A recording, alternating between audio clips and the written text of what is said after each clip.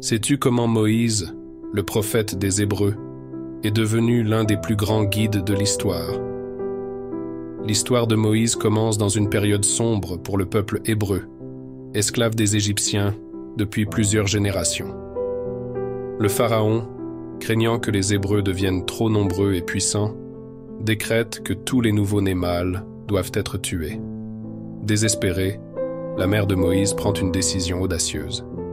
Elle place son bébé dans un panier qu'elle cache sur le Nil, espérant qu'il sera sauvé. Le panier dérive jusqu'à ce qu'il soit découvert par la fille du Pharaon, qui, attendrie, décide d'adopter le bébé comme le sien.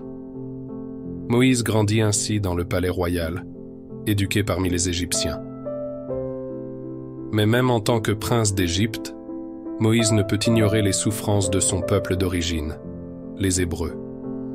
Un jour, alors qu'il voit un esclave hébreu battu par un garde égyptien, il est pris de colère et tue l'oppresseur. Craignant les représailles du Pharaon, Moïse fuit l'Égypte et s'exile dans le désert. Pendant de longues années, Moïse mène une vie simple et paisible de berger à Madian, où il se marie avec Séphora, la fille d'un prêtre. Mais sa destinée change lorsque, sur le mont Horeb, il voit un buisson ardent, enflammé mais ne se consumant pas. Intrigué, Moïse s'approche et entend la voix de Dieu qui l'appelle. Dieu lui confie une mission, retourner en Égypte pour libérer les Hébreux de l'esclavage. D'abord hésitant et plein de doutes, Moïse accepte finalement cette mission divine, non sans insister pour que son frère Aaron l'accompagne dans ce défi colossal. De retour en Égypte, Moïse et Aaron se présentent devant le Pharaon, exigeant la libération des Hébreux. Face au refus catégorique du Pharaon, Dieu envoie une série de 10 terribles plaies sur l'Égypte. Ces plaies sont des signes de la puissance de Dieu. L'eau du Nil se transforme en sang, des invasions de grenouilles, de poux, de sauterelles dévastent le pays, et la peste décime le bétail. La 9e plaie plonge l'Égypte dans une obscurité totale pendant 3 jours. Mais c'est la 10e et dernière plaie qui brise la volonté du Pharaon, la mort des premiers-nés égyptiens. Protégés par le sang de l'agneau, les Hébreux sont épargnés, tandis que le cri des Égyptiens résonne dans tout le pays. Sous la direction de Moïse, les Hébreux quittent enfin l'Égypte, dans ce qui est connu comme l'Exode. Cependant, leur fuite est rapidement interrompue lorsque le Pharaon change d'avis et envoie son armée à leur poursuite. Les Hébreux se retrouvent coincés face à la mer Rouge.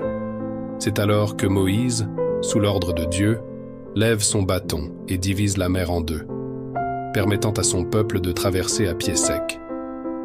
Lorsque les troupes égyptiennes tentent de les suivre, la mer se referme sur elles, les engloutissant dans un rugissement terrifiant. Après cette évasion miraculeuse, commence un long et difficile voyage à travers le désert du Sinaï. Le peuple hébreu, souvent réfractaire, doute de la capacité de Moïse à les guider et se plaint fréquemment. Malgré cela, Moïse intercède constamment auprès de Dieu pour obtenir leur protection et leur subsistance. Dieu, bienveillant, leur envoie de la manne pour se nourrir et fait jaillir de l'eau d'un rocher pour étancher leur soif. Mais les Hébreux ne cessent de tester la patience divine. Un événement majeur se produit lorsque Moïse monte sur le mont Sinaï pour recevoir les 10 commandements, une loi divine destinée à régir la vie morale et spirituelle des Hébreux. Pendant 40 jours, Moïse reste sur la montagne, enveloppé dans une nuée, en communion directe avec Dieu. Cependant, en bas, le peuple, impatient, se détourne et crée un veau d'or, tombant dans l'idolâtrie. En voyant cela, Moïse est furieux et brise les tablettes des commandements, symbolisant la rupture de l'alliance entre Dieu et les Hébreux. Après un acte de repentance de la part du peuple, Moïse retourne sur la montagne et reçoit à nouveau les tablettes des commandements. Les années passent, et les Hébreux continuent de vagabonder dans le désert, confrontés à des épreuves, mais aussi à de nombreuses manifestations de la puissance de Dieu. Ils sont condamnés à errer pendant 40 ans, en raison de leur désobéissance et de leur manque de foi. Mais à chaque étape, Moïse reste un leader fort, faisant preuve de sagesse, de patience et d'une profonde foi. À la fin de cette longue errance, Moïse conduit son peuple jusqu'à la frontière de Canaan, la terre promise. Dieu lui permet de voir cette terre depuis le sommet du mont Nebo, mais à cause de ses propres erreurs, Moïse n'a pas le droit d'y entrer. Il meurt à l'âge de 120 ans, avec la paix d'avoir accompli la mission divine. Sa tombe reste inconnue, préservée des regards humains. Moïse laisse derrière lui un peuple libre, prêt à entrer dans la terre promise, et une histoire marquée par des miracles, des défis et une foi inébranlable.